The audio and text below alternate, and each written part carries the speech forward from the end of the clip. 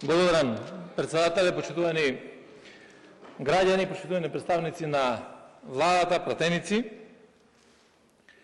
Прво, сакам да имам една реакција во однос на присуството на членовите на влада. Имаме обврска денеска, односно тие имаат обврска да бидат присутни на седницава.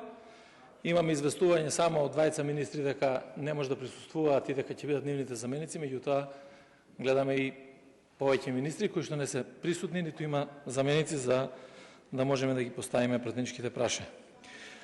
Меѓутоа, јас ќе ги поставам прашањата, имам 3 пратенички прашања. Првото прашање до министерот за финансии, второто прашање до министерот за европски прашања и трето прашање до министерот за транспорт и врски.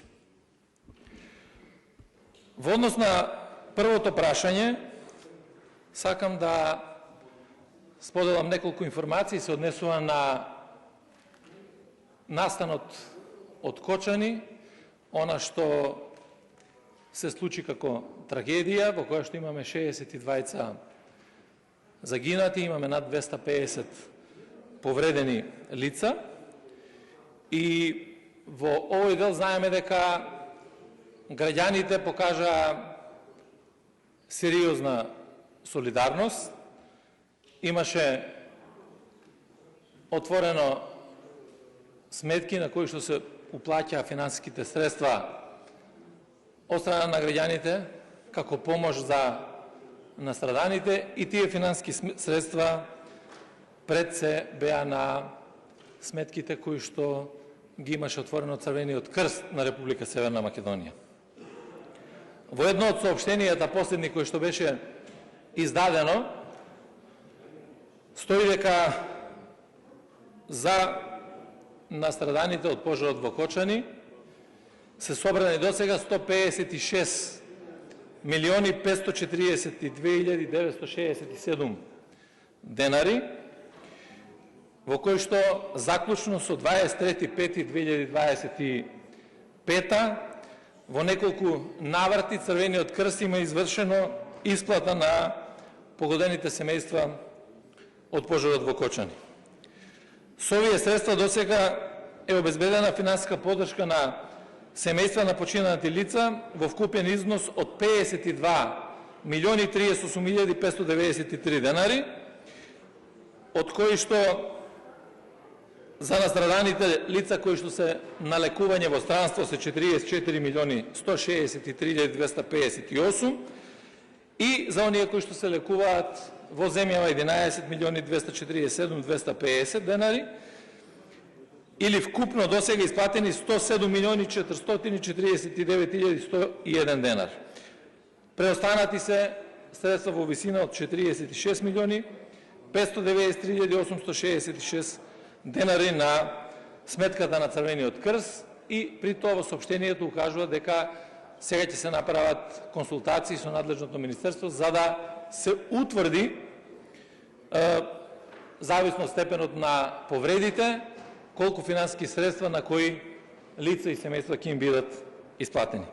Моето прашање до министерот за финансии гласи: дали до сега е донесена одлука и се извршени исплата на средства од буџетот на државата на семејствата на починатите или на повредените и ако има таква одлука, колку средства се исплатени за оваа намена?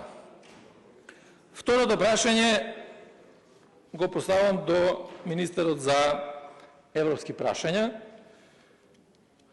Добро е што е присутна заменичката тука, веројатно ќе може парламентот да добие одредени одговори, пратениците, македонската јавност, затоа што кога станува збор за напредокот на државата кон Европската Унија, во едно од интервјуата, последното да речеме на 27.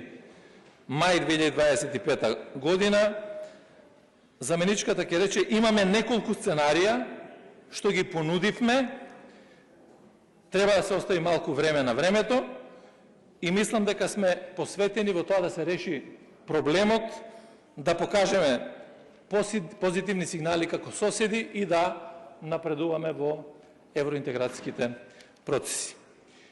Моето прашање е дали имате нови сценарија во однос на напредокот кон Европската Унија? Ако имаме такви сценарија, дали можеме да добиеме информација како пратеници, веројатно и македонската јавност?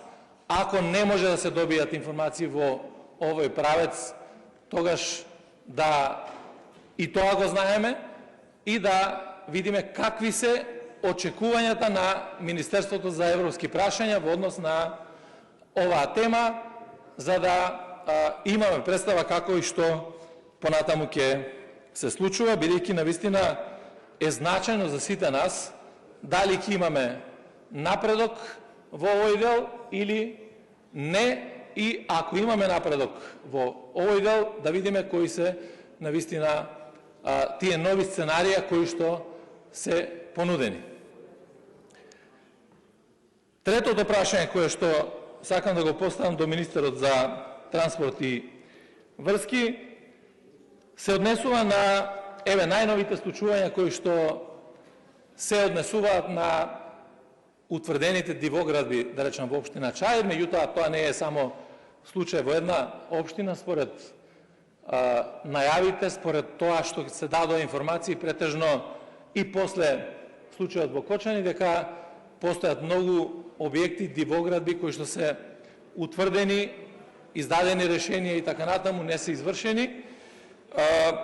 И навистина сметам дека се ова многу сензитивни прашања во однос на дивоградбите, посебно реков после случувањата во Кочани, заради тоа што една од клучните работи е да видиме што и како понатаму. Дали ќе се решаваат на некаков начин, ќе имаме одредено решение. Знаеме, тука беа засегнати угостителите, бидејќи еден добар дел од тие објекти кои што се издадени, односно направени се со некакви одлуки за времени објекти, не знам, урбана опрема и така натаму, меѓутоа сигурно дека постојат и објекти кои што се изградени, а немале никаква дозвола или се градат се уште без никакви одобренија за градба и така натаму. Ние знаеме дека сега неколку пати се дојде до промена на законското решение во делот на Законот за градење, токму во делот на издавањето на дозволите. Имаше промена во која што ако се издаде незаконска дозвола, не исполнува услови и така натаму, тој што ќе ја издаде ќе носи одговорност и тоа е така и така треба да биде. Меѓутоа другата промена е доколку ги исполнува сите услови апликантот, а не му се издаде дозволата, да нема никаква одговорност од страна на градоначалникот или оној што ги издава. Моето прашање конкретно во однос на овие ситуации е дали, бидејќи сега знаеме дека дојде до промена на законската регулатива, во која што сите инспекторати државни преминаа под надлежност на соодветните министерства кои што ги раководат, па дали после овие најави, случувања и така натаму, не мора само генерално за една општина, туку генерално за државата. Реков дека после случувањата во Кочани се појавија повеќе контроли низ општините, објекти и така натаму се констатирани. Дали Државниот инспекторат за градежништво е задолжен од страна на министерот, дали извршил контроли на овие објекти и дали постои одреден план што и како ќе се прави во однос на овие градби. Дали тие градби има можност да се легализираат, вклопуваат во деталните планови, дали ќе се оди кон отстранување на дивоградбите, како тоа би се реализирало, мислам дека е добро да знаеме и ние и македонската јавност. Благодарам. Благодарам.